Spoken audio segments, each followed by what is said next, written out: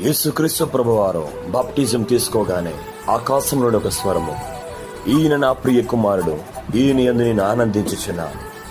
దేవుని బిడ్డలారా, రక్షణ పొందుకోగానే ఆ స్వరము పరమ నుండి వినబడ్డది. ఈరోజు మనం రక్షణ పొందుకొని ఎన్నో సంవత్సరాలైంది. అయితే ఆ ఆకాశం నుండి దేవుడు మనలను బట్టి ఆనందిస్తున్నారా? మనలను బట్టి సంతోషిస్తున్నారా? మనము ఎరగవలసిన వారమై ఉన్నాం, గమనించవలసిన వారమై ఉన్నాం.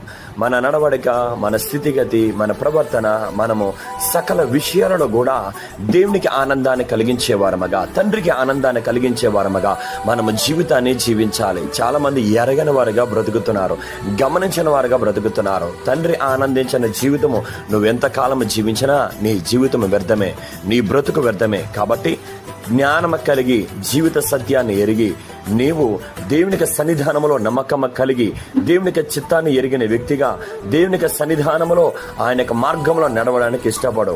దేవుడు ఆనందించే వ్యక్తిగా జీవితాన్ని జీవించడానికి ఇష్టపడు. తండ్రి ఆనందించే కుమారుడుగా, తండ్రి సంతోషించే కుమారుడుగా బ్రతకడానికి ఇష్టపడు.